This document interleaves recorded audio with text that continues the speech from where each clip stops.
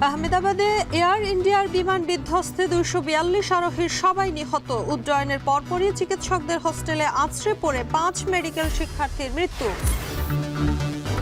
ভোটের তারিখ নির্ধারণে প্রাধান্য পাবে ডক্টর ইউনূস তারেক রহমানের বৈঠকে। স্বাগত জানাতে সভাস্থলে থাকবেন প্রবাসী নেতাকর্মীরা।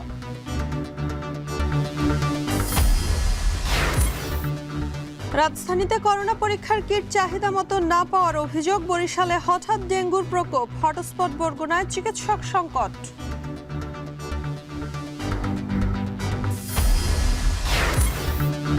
বান্দরবানের মাতামহুরীতে পর্যটকের মরদেহ উদ্ধার। নারীসহ নিখোঁজ 2। কক্সবাজারের অরক্ষিত সৈকতে গোসল করতে নেমে বাড়ছে প্রাণহানি। এবং 2-3 দিনেও ভ্যাপসা গরম কমার আভাস নেই। রংপুর রাজশাহী অঞ্চলে অস্বস্তি চরমে। সুস্থ থাকতে পর্যাপ্ত পানি পানের পরামর্শ চিকিৎসকদের।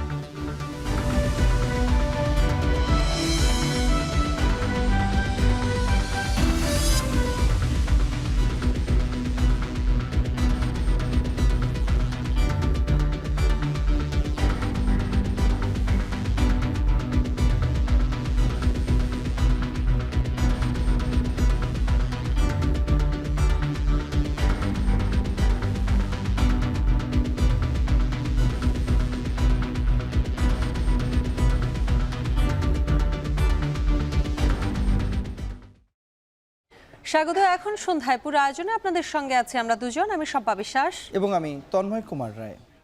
দর্শক, নিশ্চয়ই আপনারা এরই মধ্যে জেনেছেন ভারতের আহমেদাবাদে 242 আরোহী নিয়ে শম্পা এয়ার ইন্ডিয়ার ড্রিমলাইনার যে উড়োজাহাজটি বিধ্বস্ত হয়েছিল, সেই উড়োজাহাজের কেউই আর বেঁচে নেই বলে জানিয়েছে দেশটির পুলিশ। এবং একই সঙ্গে নিহতদের মধ্যে 53 জন ব্রিটিশ নাগরিক ছিল বলে জানা গেছে। এবং বিমানটি যখন বিধ্বস্ত হয় তখন এটি একটি চিকিৎসকদের হোস্টেলের উপর বিধ্বস্ত হয়েছে, ফলে সেই হোস্টেলের ভিতরে থাকা 5 মেডিকেল শিক্ষার্থী এর মধ্যে নিহত হয়েছে।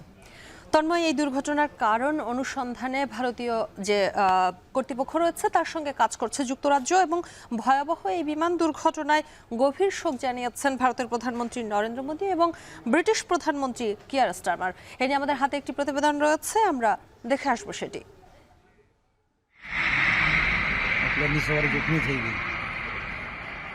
স্থানীয় সময় বৃহস্পতিবার দুপুর 1:38। 2 পাইলট, 10 ক্রু সহ 242 আরোহী নিয়ে ভারতের আহমেদাবাদ বিমানবন্দরের কাছে একটি আবাসিক এলাকায় এভাবেই আছড়ে পড়ে এয়ার ইন্ডিয়ার ড্রিমলাইনার মডেলের ফ্লাইট AI-171 উড়োজাহাজটি। লন্ডনের উদ্দেশ্যে উড়াল দেওয়ার মাত্র 5 মিনিটের মাথায় বিমানটি বিধ্বস্ত হয়। ভারতীয় সহ বিভিন্ন আন্তর্জাতিক গণমাধ্যম জানায়, বিমানটি মেডিকেলে পড়ুয়া শিক্ষার্থীদের একটি হোস্টেলের উপর আছড়ে পড়ে। এতে প্রাণ যায় ওই হোস্টেলের বেশ কয়েকজন শিক্ষার্থীর। इंसिडेंट बनने के विदिन 2-3 मिनट्स में पुलिस, बाकी सभी बॉडियां, सिविल एडमिनिस्ट्रेशन, कॉर्पोरेशन वगैरह सभी लोग आ गए थे। फायर फाइटर वगैरह स्थल पे हाजिर है। लोगों को बचाने की और रेस्क्यू करने की कार्रवाई जारी। বিমান বিধ্বস্তের কিছুক্ষণের মধ্যেই দুর্ঘটনাস্থলে উদ্ধার অভিযান শুরু হয়। অ্যাম্বুলেন্সে করে সরিয়ে নেওয়া হয় একের পর এক মরদেহ।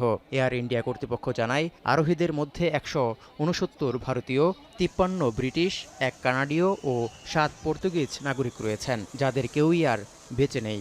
এরই মধ্যে বিষয়টি নিশ্চিত করেছে আহমেদাবাদ পুলিশ। প্রকাশিত যাত্রী তালিকায় নাম রয়েছে গুজরাটের সাবেক মুখ্যমন্ত্রী বিজয় রূপানীরও।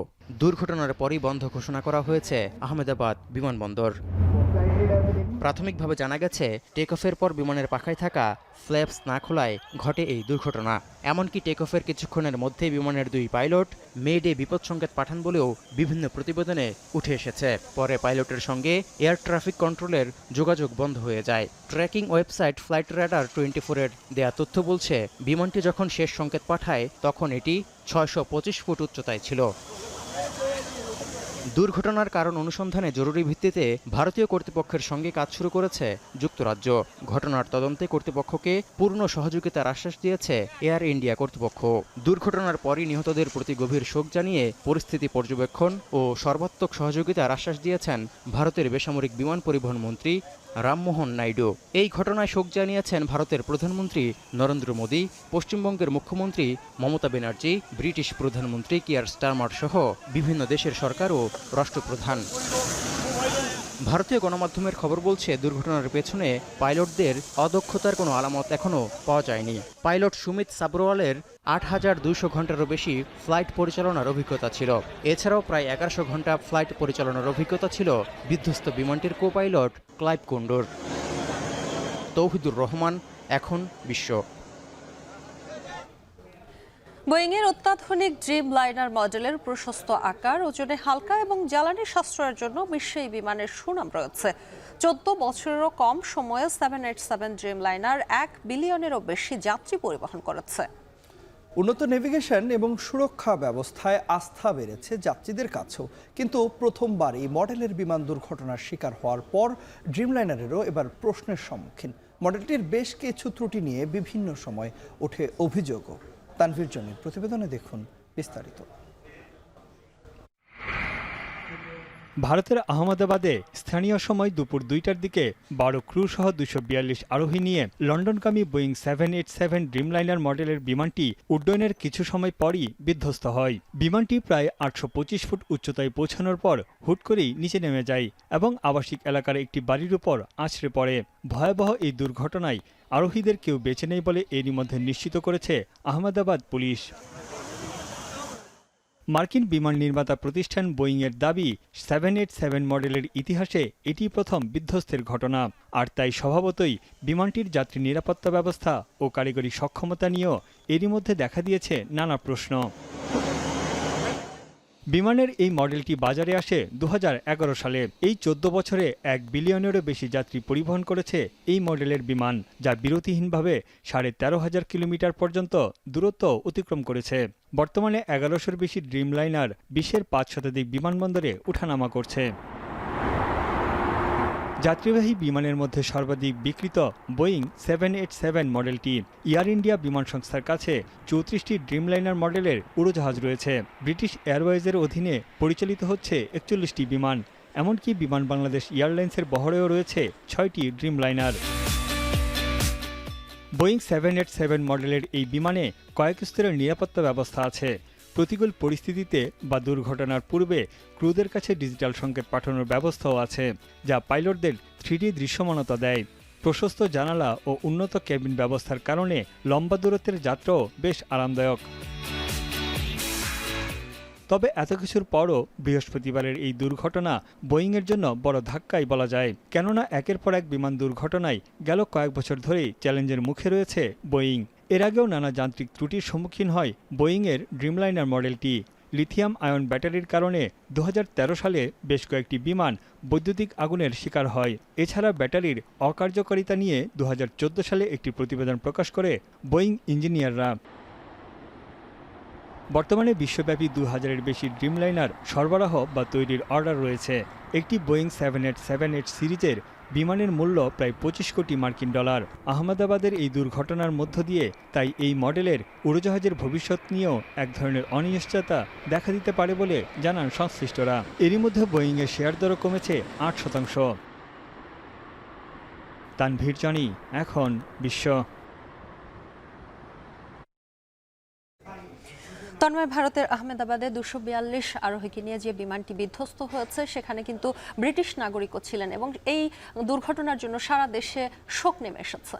এবং আমরা প্রতিবেদনটিতেও দেখছিলাম যে একেবারেই বিপর্যস্ত যে অবস্থা, অর্থাৎ এই যে ছবি আমরা দেখতে পাচ্ছি বিমানটি বিধ্বস্ত হবার, যে একেবারেই প্রায় 250 মানুষ নিয়ে এই বিমানটি বিধ্বস্ত হয়েছে এবং 5 জন মেডিকেল শিক্ষার্থী এর মধ্যে নিহত হয়েছেন, 53 জন ব্রিটিশ নাগরিক ছিলেন।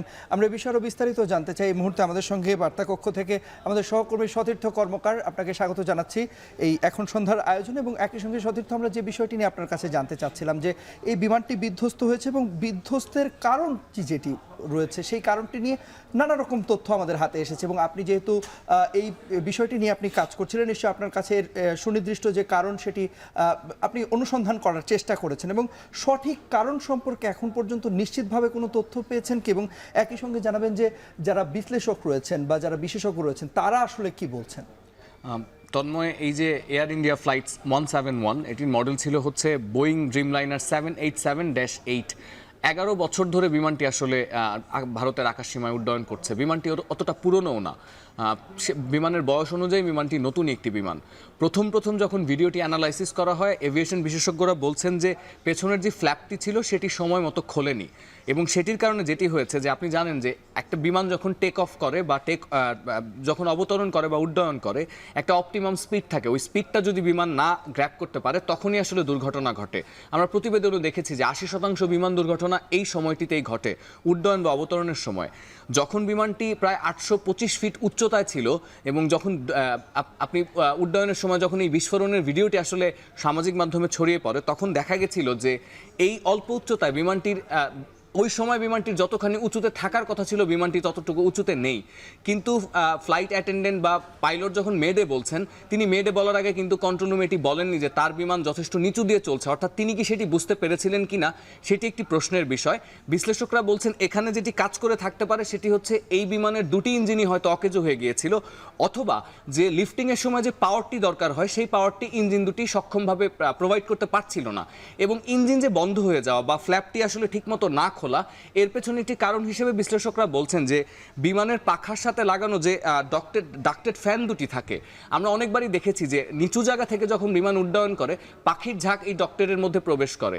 বিশ্লেষকরা বলছেন ইঞ্জিন বিকল হয়ে যাওয়া বা ডানার সাথে যদি পাখির ঝাঁকের ধাক্কা লাগে, বিমানটি যখন উড়ন্ত অবস্থায় ছিল ওই সময়ও, এই কারণেও আসলে বিমানটি ওই লিফটিং হাইটটি পাওয়া থেকে বিমানটি বিরত থাকতে পারে, অর্থাৎ বিমানটি ওটি কার্যতভাবে ওই স্পিডটি নিয়ে ওই উচ্চতায় পৌঁছাতে না পারার কারণেই শেষ পর্যন্ত আসলে বিমানটি বিধ্বস্ত হয়েছে। তবে একটু জানতে চাই, এই যে দুর্ঘটনাটি ঘটলো এখানে বলা হচ্ছে যে 242 আরোহীর কেউই বেঁচে নেই।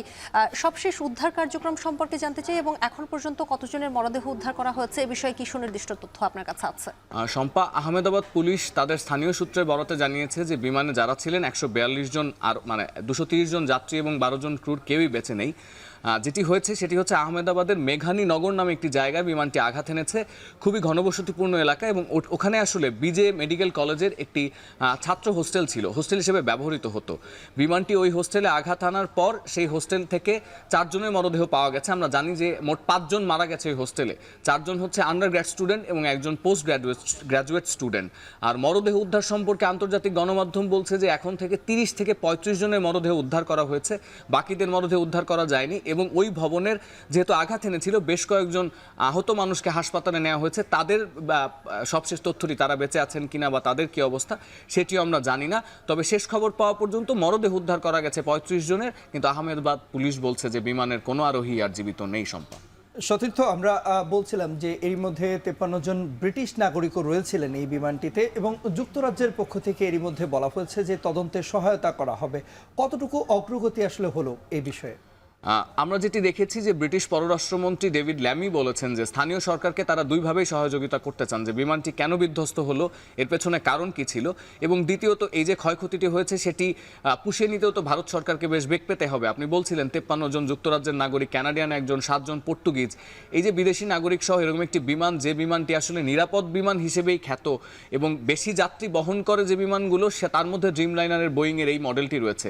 সুতরাং বিমানের এই দুর্ঘটনার কারণটি কি সেটি তো আসলে ব্রিটিশ সরকারকে খুঁজে বের করতে হবে, এটি তাদের তাগিদের থেকেই তারা এটি আপাত দৃষ্টিতে জানিয়েছে। কিয়ার স্টারমারও বলেছেন যে তিনি আহতদের প্রতি সমবেদনা জানিয়েছেন। এদিকে ভারত সরকার কিন্তু বলছে যে তারা আসলে এটি দ্রুততম সময় তদন্ত চায় যে কি কারণে এরকম একটি বিমান বিধ্বস্ত হলো, এবং বিমানটি আসলে উড্ডয়নের 6 থেকে 8 মিনিট পরে তো বিধ্বস্ত হলো।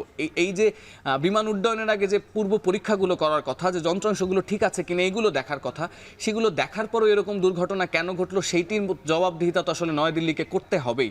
সেই জায়গায় আসলে যুক্তরাজ্যের কাছ থেকে আমরা কূটনৈতিক একটি প্রেশারই দেখলাম যে তারা 10 থেকে 15 মিনিটের মধ্যে এই ধরনের বক্তব্য দিচ্ছে। মূল কথা হচ্ছে তারা আসলে জবাব চায় যে এরকম একটি নিরাপদ যানবাহনে এরকম একটি দুর্ঘটনা কিভাবে ঘটলো। নিশ্চয়ই আমরা পরবর্তী ঘন্টায় আমরা আপনার কাছ থেকে আরো নতুন তথ্য জানতে পারবো, এবং নিশ্চয়ই এরই মধ্যে আরো নতুন আমরা যে তথ্যগুলো নিয়ে এখনো কিছুটা ধোঁয়াশা রয়েছে, নিশ্চয়ই সময়ের সাথে সাথে সেই ধোঁয়াশাও কেটে যাবে। অসংখ্য ধন্যবাদ এখন সন্ধ্যার আয়োজনে আমাদের সঙ্গে যুক্ত হবার জন্য।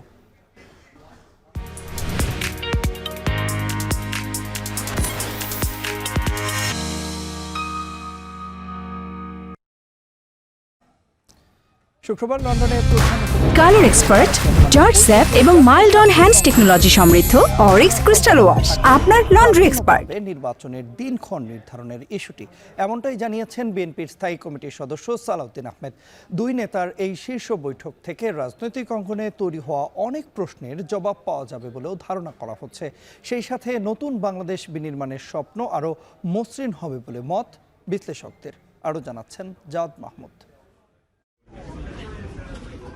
ডক্টর মুহাম্মদ ইউনূসের যুক্তরাজ্য সফরে সবচেয়ে আলোচিত হচ্ছে লন্ডনে প্রধান উপদেষ্টার সাথে বিএনপির ভারপ্রাপ্ত চেয়ারম্যান তারেক রহমানের বৈঠককে ঘিরে।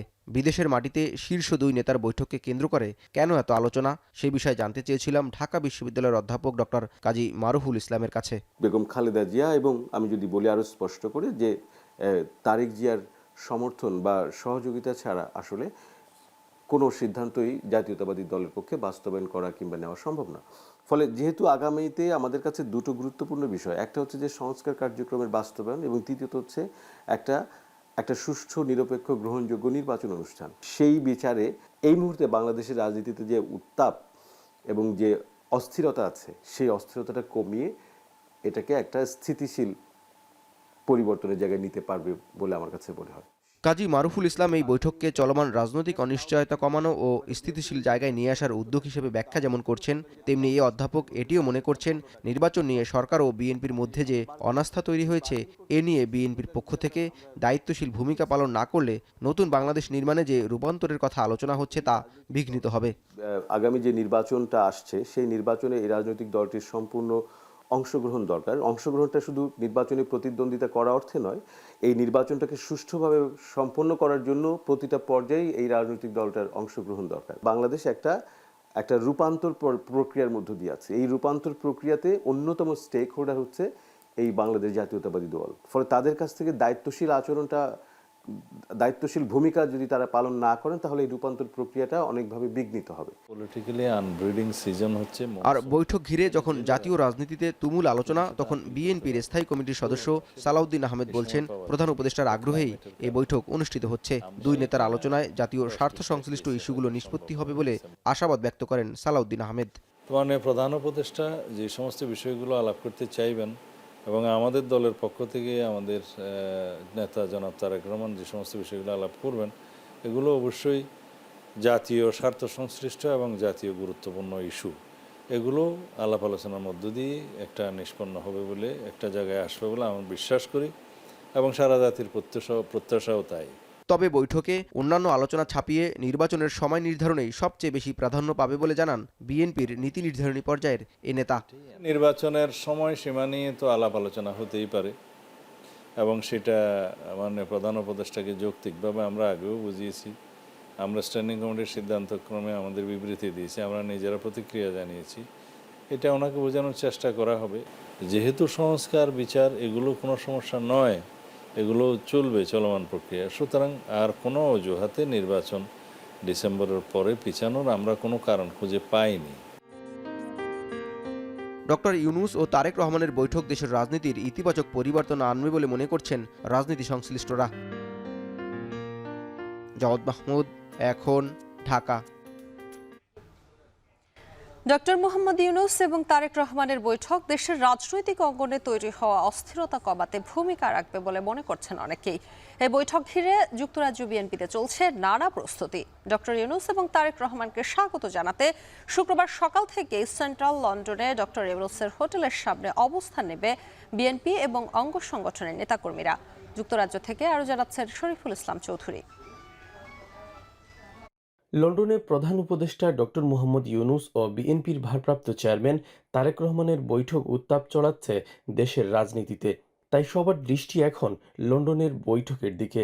বৈঠকে ভোটের দিনক্ষণ, সংস্কার, জুলাই সনদ সহ সংশ্লিষ্ট অন্যান্য বিষয়ে কি বোঝাপড়া হয় তা নিয়ে রাজনৈতিক অঙ্গনে চলছে নানা আয়োজন।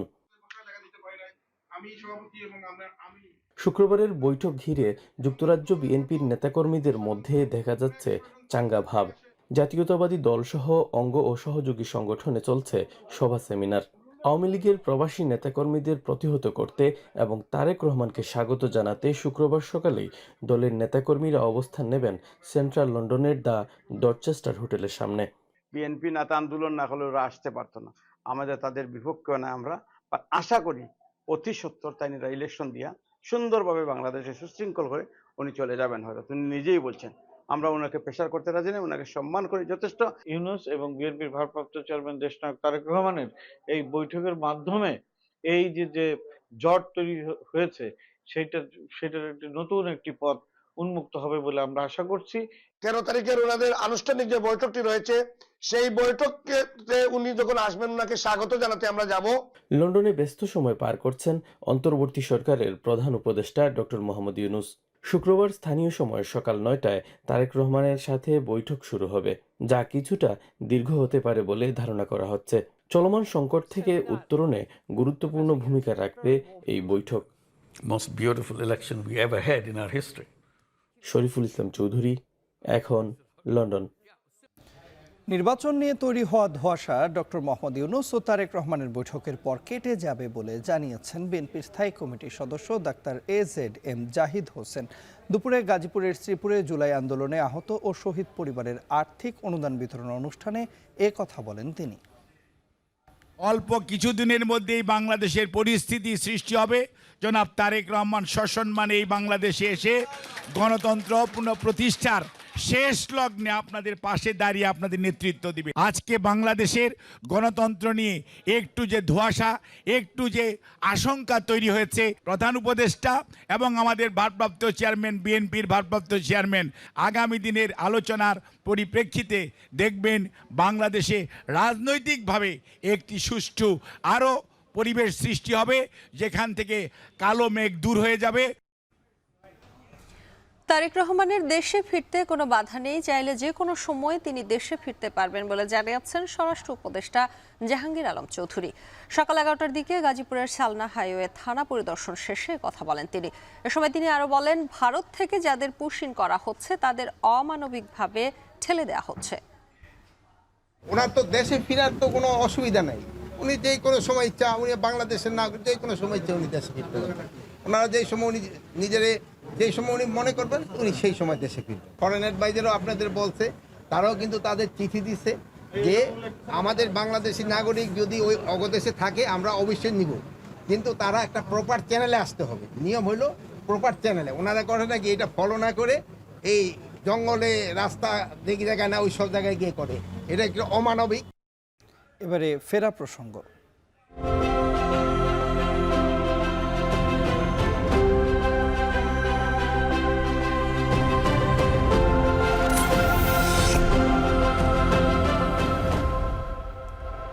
ঈদের পর রাজধানীমুখী যাত্রীর চাপ বাড়ছে। এদিকে রেলপথের স্বস্তির যাত্রায় ঢাকায় ফিরছেন কর্মজীবীরা।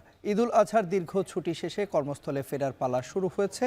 শেষ মুহূর্তে ভিড় এড়াতে আগে ভাগেই রাজধানীতে ফিরছেন অনেকেই। তবে এবারের ঈদযাত্রা ও ফেরার পথে স্বস্তি উপভোগ করেছেন সাধারণ মানুষ। ট্রেনের শিডিউল বিপর্যয় না থাকায় নির্বিঘ্নে রাজধানীতে ফিরছেন বলে জানিয়েছেন রেলযাত্রীরা। পরিবার পরিজন নিয়ে ঈদ উদযাপন শেষে ট্রেনের টিকিট পেতে ভোগান্তি ছিল না বলেও জানান তারা।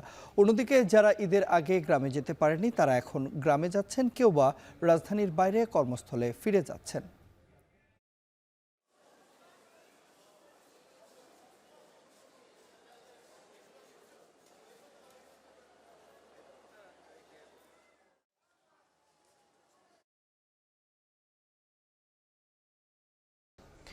রাজধানীর হাসপাতালগুলোতে বিতরণ শুরু হয়েছে করোনা পরীক্ষার কিট। হাসপাতালগুলোর পক্ষ থেকে চাহিদা মাফিক কিট না পাওয়ার অভিযোগ করা হলেও স্বাস্থ্য অধিদপ্তর থেকে বলা হচ্ছে হাসপাতালগুলোর সক্ষমতা অনুযায়ী সরবরাহ করা হচ্ছে কিট। আরও জানাচ্ছেন আসিফ ইকবাল খান। দেশে নতুন করে করোনা সংক্রমণের পর বিভিন্ন হাসপাতালে করোনা পরীক্ষার কিট সংকট দেখা দেয়। এই পরিস্থিতিতে করোনার সম্ভাব্য বিস্তার রোধে পরীক্ষার উপকরণ সংখ্যা বাড়ানোর উপর জোর দিচ্ছে স্বাস্থ্য বিভাগ। সে লক্ষ্যে নতুন করে কিট সংগ্রহ করে তা হস্তান্তর করা হচ্ছে হাসপাতালগুলোকে। বৃহস্পতিবার সকাল থেকেই কিট সংগ্রহে বিভিন্ন হাসপাতাল থেকে মহাখালীর স্বাস্থ্য অধিদপ্তর কার্যালয়ে আসতে থাকে হাসপাতাল কর্তৃপক্ষ। তবে সবার মুখেই ছিল চাহিদা মাফিক কিট না পাবার অভিযোগ। আমাদের তো চাহিদা ছিল বেশি, দিতেছে কম কম। যেমন আমাদের দেশে 600 টেস্ট, 600 ডিগ্রি করা যাবে, এই পরিমাণ কম। আমরা ডিমান্ড করেছিলাম 1000, পেয়েছি 200। ডেডিকেট কোভিড-19 হসপিটাল থেকে আসছি RT-PCR কিট নেওয়ার জন্য কোভিড টেস্টে। এটা আমরা 5000-এর জন্য দিয়েছি, এখন যা দেয়। এ বিষয়ে স্বাস্থ্য অধিদপ্তরের সংক্রামক রোগ নিয়ন্ত্রণ শাখার পরিচালক অধ্যাপক ডাক্তার হালিমুর রশিদ জানান, পর্যাপ্ত কিট মজুদ রয়েছে, সক্ষমতা অনুযায়ী হাসপাতালগুলোতে সরবরাহ করা হচ্ছে। যে হাসপাতাল 100টা বা 1000টা বা 5000 ডিমান্ড দিচ্ছে, সেই গত 1 বছরে কটা পরীক্ষা করছে সেটা দেখলে আমার ডিমান্ড বুঝতে পারবো। সে হয়তো বেশি সময়ের জন্য যাচ্ছে, আমরা তো শর্ট পিরিয়ডের জন্য দিচ্ছি। আমরা হয়তো যখন আরও আমাদের সাথে আসবে সিএমএসডি কেনার ব্যবস্থা করতেছে, প্লাস আমরা হসপিটালগুলোকেও ইনস্ট্রাকশন দিছি আপনাদের পরিচালন বাজেট থেকে এটা কেনার জন্য। প্লাস আমরা ডেভেলপিং পার্টনারদেরও রিকোয়েস্ট করছি, ওরাও হয়তো ছুটি শেষ হয়ে গেলে ওরাও আমাদের দিবে। বুধবার সকাল 8টা পর্যন্ত 24 ঘন্টায় 10 জনের দেহে করোনা শনাক্ত হয়েছে বলে জানিয়েছে স্বাস্থ্য অধিদপ্তর। এরই মধ্যে সংক্রমণ প্রতিরোধে 11 দফা নির্দেশনা দিয়েছে তারা। আসিফ ইকবাল খান, এখন, ঢাকা। বরিশাল বিভাগে হঠাৎ করে বেড়েছে ডেঙ্গু আক্রান্ত রোগীর সংখ্যা। এর মধ্যে বরগুনা জেলায় আক্রান্তের সংখ্যা সবচেয়ে বেশি।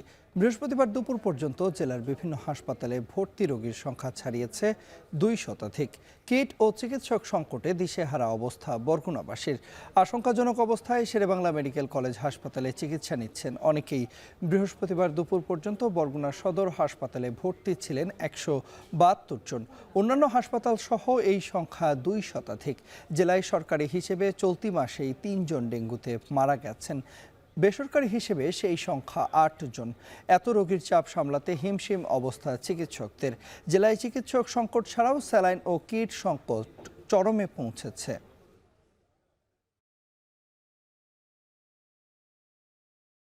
শুধুমাত্র নাপা ছাড়া কোনো ঔষধ নাই, আর সব বাইরের দেখিন জায়গায় হয়। চিকিৎসক আপনার বলাইলে আয় না, আপনার যদি দেখা গেছে সিরিয়াস হয় তাহলে বরিশাল রেফার করে। কিছু ঔষধ এখান থেকে দিচ্ছে, কিছু ঔষধ আমি নিজের মতো কিনছি। আর আমি এখন মানে আমার গলাচিপের যে আমার শারীরিক কন্ডিশন ছিল, এখন আমি আলহামদুলিল্লাহ অনেক ভালো। আমাকে চিকিৎসক অধিক পরিমাণে প্রয়োজন, নার্স প্রয়োজন, সেবাদানকারী আরও বিভিন্ন স্তরের লোকজন প্রয়োজন। এই সব কিছু মিলিয়েই এটাকে আমাকে নিয়ন্ত্রণ করতে হবে। আগামী সপ্তাহের শুরুতে বৃষ্টি হতে পারে বলে জানিয়েছে আবহাওয়া অধিদপ্তর। আর গরমে সুস্থ থাকতে পর্যাপ্ত পানি পান এবং টানা পরিশ্রম না করার পরামর্শ চিকিৎসকদের। আরও জানাচ্ছেন জাহিদ হাসান। গ্রীষ্মের তপ্ত রোদের ক্লান্ত দুপুর, ঈদের ছুটি এখনো শেষ না হওয়ায় ফাঁকা নগরীতে বেশ ভালোভাবেই টের পাওয়া যাচ্ছে গরমের তীব্রতা। চলার ফাঁকে তাই একটু বিশ্রামের জন্য গাছের ছায়ায় স্বস্তি খুঁজছেন কেউ কেউ। জাতীয় সংসদ ভবন এলাকার দক্ষিণ সড়কে তীব্র গরমের মধ্যে আড্ডায় মেতে উঠেছেন কয়েকজন কিশোর। কথা বলে জানা গেল, গরমের মধ্যে স্বস্তিতে একটু গল্প করতেই গাছের নিচে জড়ো হয়েছেন বন্ধুরা। মানে আমাদের অনেক দূরে দূরে বাসা হওয়ার পরও আমরা কিন্তু এই জায়গায় আড্ডা দিই। আমরা গাছের নিচে, ছায়া নিচে সবসময় আমরা এখানেই বসে। আমাদের বাসা আছে আশপাশে, অনেকের আছে বা অনেকের দূরে দূরে, তাও আমরা এই জায়গাটাই আসি কারণ এই জায়গায় একটু ছায়া ছায়া আছে। বেসরকারি প্রতিষ্ঠানে বিপণী বিভাগে মাঠ পর্যায়ে চাকরি করেন। দুপুরের রোদে ক্লান্ত শরীরে একটু আয়েশ করতেই গাছের ছায়ায় আশ্রয় নিয়েছেন। প্রতিটা রাস্তার পাশে যদি এভাবে গাছের রোপণ করে ছায়ার ব্যবস্থা করা যায় তাহলে এই গরম থেকে কিছুটা হলেও প্রশান্তি পাওয়া যাবে। আমি এক জায়গা থেকে আরেক জায়গায় মুভ করতেছি, মাঝপথে একটু গরম লাগলো তাই একটু ছায়ায় বসলাম। গরমের তেজ ও রোদের থেকে বাঁচতে অনেকে শুয়ে আছেন কিংবা অনেকে গল্প করছেন। গাছের ছায়াকে এরকম সময় সবচেয়ে বেশি আপন মনে হয়। অনেক গাছপালা কেটে ফেলা হয়েছে। এই গাছপালাটাই আমাদের সবচেয়ে বড় হলো একটা নিরাপদ জায়গা। এত গাছপালা কেটে ফেলা হয়েছে যার কারণে কষ্ট হচ্ছে মানুষের। শহর জুড়ে উবার কিংবা পাঠাও অ্যাপসে মোটরসাইকেল চালিয়ে জীবিকা নির্বাহ করছেন। গরমের কারণে পাচ্ছেন না তেমন যাত্রী, আর সড়কে বেশিক্ষণ টিকতেও পারছেন না তারা। রাস্তাঘাটে যানজট বেশি একটা নাই, তারপরেও কিন্তু গরমের যে অবস্থান, মানে কি বলবো ভাই, ভাষায় বোঝানোর মতন কিছু নাই। কোথাও দাঁড়ানো যাচ্ছে না, এত পরিমাণ রোদের তাপ। জ্যৈষ্ঠের এই তীব্র তাবদাহে বেশি কষ্ট হয় রিক্সা চালকদের। খুব কম আয় করতে পারেন গরমে। গরমের তো আমার সম্ভব না এই সময় গাড়ি চালা, গাছপালা নাই বাবা, অনেক কষ্টের উপর গাড়ি চালা লাগে। ভালো লাগে, আমি ঘুরে চাংলা দেয় এরকম করে খুব গেলাম তো। অতিরিক্ত কষ্ট হয়, যেমন মনে করেন রোদ, তেমন হচ্ছে কোনো বাতাসটাই মাঝে মধ্যে পুরো থমকে যায় দুনিয়াটা কেমন যেন। এমন ভ্যাপসা গরমে সুস্থ থাকতে চিকিৎসক বলছেন পর্যাপ্ত পানি খেতে। পানি শূন্যতায় বড় রকম বিপদ হতে পারে। একটানা কাজ না করারও পরামর্শ। গরমে কিন্তু পানিটাই কিন্তু মেন দরকার। পানিটা শরীরটাকে ঠান্ডা রাখে, তাপমাত্রার যে ভারসাম্যটা সেটাকে রক্ষা করে। এবং যারা শ্রমজীবী মানুষ, মানে যারা রিক্সা চালক অথবা যারা কৃষক খেতে খামারে কাজ করছে, তাদের কিন্তু এই গরমের সময় দেখা যাচ্ছে হিট স্ট্রোক হওয়ার সম্ভাবনা বেশি থাকে। এই জন্য গরমের মধ্যে কিছুক্ষণ আধা ঘন্টা হলো কাজ করার পর আধা ঘন্টা একটু ছায়ার মধ্যে বিশ্রাম করা, পানি খাওয়া অথবা মুখে পানি ছিটা দেওয়া, এটাই কিন্তু শরীরটাকে ঠান্ডা রাখে। আবহাওয়া অধিদপ্তর বলছে আগামী সপ্তাহের শুরুতেই বৃষ্টি হতে পারে। তাতে তাপমাত্রা কিছুটা কমলেও ভ্যাপসা গরম থাকবে। রংপুর, রাজশাহী অঞ্চলে সবচেয়ে বেশি তাপমাত্রা বিরাজ করছে। তাপপ্রবাহ মৃদু হলে কিন্তু মানে এর যে অনুভূতিটা, মানুষের যে অনুভূতিটা কিন্তু তীব্র আকার ধারণ করেছে। ভ্যাপসা গরমটা মানুষের অস্বস্তিটা অনেক বেশি বেড়ে গেছে। তার কারণে আমরা কিন্তু দেখছি আমাদের কিন্তু 40-42 তাপমাত্রা আমরা অভ্যস্ত, কিন্তু এখন যেহেতু বাতাসে জলীয় বাষ্পের আধিক্য বেশি, এই সাধারণ যে মৃদু তাপপ্রবাহ তাতে কিন্তু মানুষের মধ্যে অস্বস্তিটা অনেক বেশি বেড়ে গেছে। আমরা যেটা দেখছি আগামী রবিবার বা সোমবার থেকে বৃষ্টিপাতের আধিক্যটা বাড়বে, সেই ক্ষেত্রে তাপমাত্রাটা কমে আসবে। হ্যাঁ, এবং যেটা মৃদু তাপপ্রবাহ যেটাতে এটাও কিন্তু প্রশমিত হবে, তবে ভ্যাপসা গরমটা পুরোপুরি যাবে না। ঢাকায় তাপমাত্রা 34 ডিগ্রি সেলসিয়াস হলেও অনুভূত হচ্ছে 41 ডিগ্রি সেলসিয়াস। ভ্যাপসা গরমের কারণেই অস্বস্তি বেশ। জাহিদ হাসান, এখন, ঢাকা। বান্দরবানের আলীকদমে জুবাইরুল ইসলাম নামে এক পর্যটকের মরদেহ উদ্ধার করেছে পুলিশ। ভোরে উপজেলার মাতামুহুরী নদীর বাজারপাড়া এলাকা থেকে মরদেহটি উদ্ধার করা হয়। পুলিশ জানায় 9 জুন ঢাকা থেকে বেড়াতে আসা 33 জনের একটি দল আলীকদম উপজেলার দুর্গম ক্যাম্পসন পাড়ায় ভ্রমণে যায়। 11 জুন আলীকদমে ফিরে আসার সময় শামুকঝিরিতে গোসল করতে যায় তারা। এ সময় জুবাইরুল সহ 2 পর্যটক নিখোঁজ হয়। শাইনি চুলে এখন হবে সব হেয়ার স্টাইল। সিল্কোর দ্বিগুণ শাইনি চুল প্রতিদিন।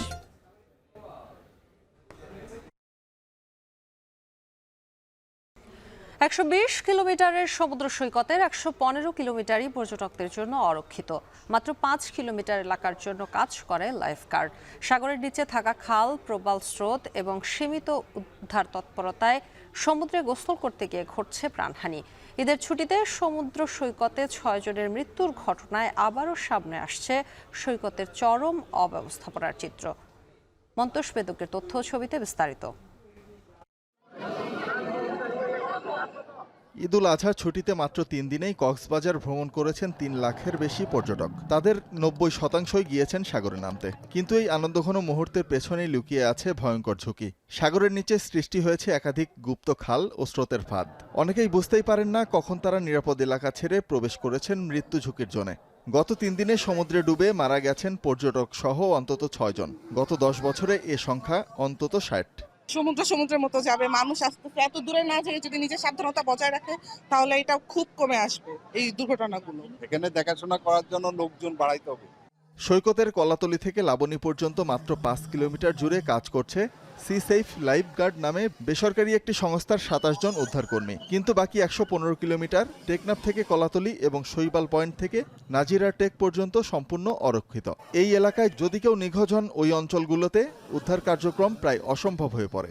তাদেরকে আমরা কিন্তু পালাক্রমে নিষেধ করতেছি। আমরা একটা টিম যাচ্ছি, নিষেধ করতেছি যেন ডেঞ্জারের জন্য না যায়। মাত্র 27 জন লাইফগার্ড মাত্র 3টি পয়েন্টেই এই সেবাটি দিচ্ছে। এইখানটায় বর্তমানে প্রয়োজন অন্তত 100 জন লাইফগার্ড। কক্সবাজারের অতিরিক্ত জেলা ম্যাজিস্ট্রেট জানালেন, পর্যটকদের নিরাপত্তা নিশ্চিত করতে লাইফগার্ড ও বিচকর্মীর সংখ্যা বাড়ানোর পরিকল্পনা এবং জনসচেতনতা সৃষ্টিতে কাজ করছে প্রশাসন। রাত 3টা-4টা পর্যন্ত মোবাইল রেসপন্স করছি। কখনো কখনো কোনো বিচে এমন দেখেছে 12টা, 1টা, 2টা সময়ও কেউ পানিতে নামছে। এটি খুবই অনভিপ্রেত, এটি কাম্য নয়। পর্যটকদের সচেতন হতে হবে। বাংলাদেশের সবচেয়ে জনপ্রিয় পর্যটন গন্তব্য কক্সবাজারে বিলাসবহুল হোটেল মোটেল রয়েছে অনেক, কিন্তু পর্যটকদের জীবনের জন্য প্রয়োজনীয় নিরাপত্তা এখনও নিশ্চিত হয়নি। কবে এই উদাসীনতার অবসান হবে সেটাই এখন বড় প্রশ্ন। এখন কক্সবাজার। শ্রীলঙ্কা সফর দিয়ে বাংলাদেশ ক্রিকেট দলের শুরু হচ্ছে টেস্ট চ্যাম্পিয়নশিপের নতুন সাইকেল। সাম্প্রতিক সময়ের লজ্জাজনক পারফরমেন্স পেছনে ফেলে জয় দিয়ে শুরুর প্রত্যাশা অধিনায়কের। মিরপুরের শ্রীলঙ্কা সফরের আগে সংবাদ সম্মেলনে নাজমুল হোসেন শান্ত জানান, শ্রীলঙ্কার বিপক্ষে স্কোয়াড নিয়ে সন্তুষ্ট তিনি। এছাড়া স্কোয়াডে এবাদত হোসেন ফেরাকে ইতিবাচক হিসেবে দেখছেন শান্ত। আলহামদুলিল্লাহ ভালো প্রিপারেশন হয়েছে। শ্রীলঙ্কায় টেস্টে আমরা এর আগে জিতেছি, সো আশা করব যে এবারও ভালো কিছু হবে ইনশাল্লাহ। এর আগের সার্কেলে আমরা একটা ম্যাচ জিতেছিলাম, গত সার্কেলে আমরা 4টা ম্যাচ জিতেছি। সো আমাদের একটু ইমপ্রুভ হয়েছে। সো টার্গেট থাকবে যে এই সার্কেলে কিভাবে আরো 2-3টা ম্যাচ বেশি জিততে পারি। দল নিয়ে আমি খুবই খুশি এবং আপনি বললেন যে ওপেনারের বিকল্প নাই, যখন খেলাটা আসলে শুরু হবে তখনই আসলে বুঝতে পারবেন যে আসলে আমরা কি চিন্তা করে টিমটা বানিয়েছিলাম। এবার ওর পিক সময় ইনজুরটা হয়েছে, সো কামব্যাক করেছে, বাংলাদেশ টিমে আবার খেলবে ইনশাল্লাহ যদি অপরচুনিটি আসে। সংবাদ শেষ করছি। এখন টেলিভিশন ওয়েবসাইটে দেখতে ভিজিট করুন www.ekhon.tv। ফেসবুকে দেখুন facebook.com/tv.ekhon আর ইউটিউবে দেখুন youtube.com/ekhon tv।